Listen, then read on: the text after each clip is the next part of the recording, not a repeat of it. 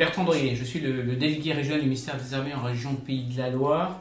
Je suis positionné ici en préfecture de région et je suis en charge de faciliter l'ensemble des relations entre les acteurs publics et privés de la région, les administrations publiques, les collectivités territoriales et les entreprises et l'ensemble des interlocuteurs du ministère des Armées.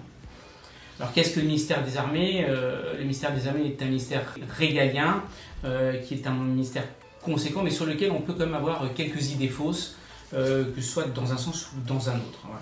Le ministère des Armées à l'heure actuelle c'est 280 000 hommes et femmes, personnel civil et militaire, et c'est un budget en 2021 de 39 milliards d'euros.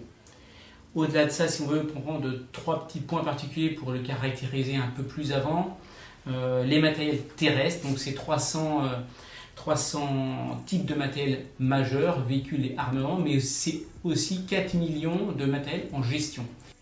Les infrastructures, c'est 40% du parc immobilier de l'État, 4 900 sites et un plan de charge annuel de 2 milliards d'euros. Et puis enfin, si on prend l'innovation, c'est un investissement annuel d'1 milliard d'euros. Au-delà de ça, ce qui concerne ce qui intéresse les entreprises, le ministère est le premier acheteur public.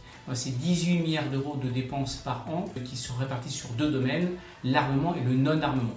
Pour l'armement, c'est bien évidemment les programmes d'équipement terre-air-mer sur lesquels les grandes entreprises sont omniprésentes, mais sur lesquels les petites entreprises peuvent trouver des opportunités, que ce soit sur des marchés de sous-traitance ou en captation de petits marchés que les grandes entreprises ne peuvent pas honorer.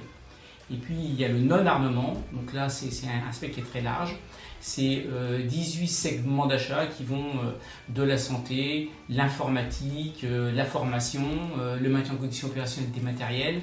Donc tout ceci fait 4,9 milliards d'euros par an de prestations, de travaux et de services. Voilà.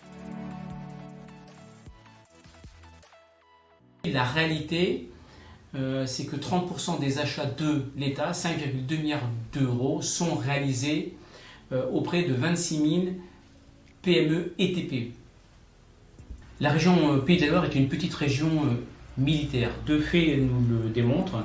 D'une part, une présence militaire qui est assez peu conséquente, c'est 6500 personnes. Donc la région sur le plan des effectifs est 10e sur 13. Et la conséquence de tout cela, c'est que l'on n'a pas sur la région des services acheteurs du ministère présents. Donc il faut se tourner vers Rennes, vers Paris ou d'autres régions. Voilà. Donc on a des interlocuteurs dans le domaine des achats qui ne sont pas présents. Le deuxième constat qu'on peut faire, c'est que la part des PME dans les achats de défense reste assez réduite. En 2020, c'est près de 48 millions d'euros. Là aussi, on est 10e région sur 13. Alors, par contre, ce que je pense, c'est qu'il y a, du fait du tissu entrepreneurial de la région, matière à faire beaucoup mieux. En fait, certes, le ministère des Armées est un ministère qui est complexe, donc pour ça, il ne faut pas hésiter à se faire accompagner.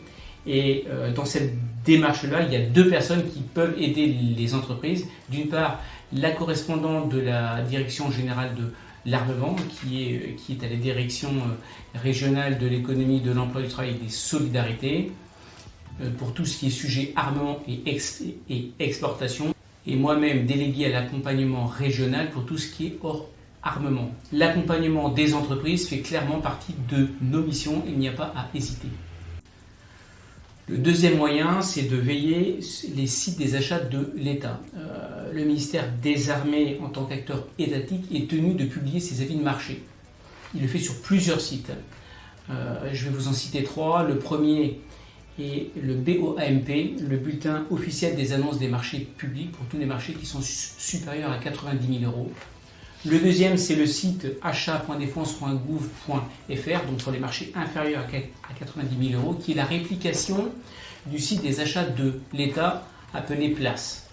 En 2018, le ministère des Armées a conçu ce site sur le périmètre défense avec la collaboration des chefs d'entreprise pour bien prendre en compte leurs besoins et mieux répondre à leurs attentes. Le troisième moyen, c'est d'intégrer des réseaux nationaux ou régionaux qui développent et même cultivent les relations avec le ministère des Armées dans tel ou tel domaine. Je pourrais citer l'armement, mais aussi l'énergie, la santé, voilà. Tous ces réseaux qui permettent aux petites entreprises de se regrouper et je dirais de chasser en meute sur les marchés de défense. Le quatrième moyen a trait au domaine de l'innovation. Il s'agit de prendre contact avec l'agence de l'innovation de défense pour proposer ces solutions et aussi solliciter un partenariat. On peut le faire sur l'agence de l'innovation de défense en déposant directement ces projets.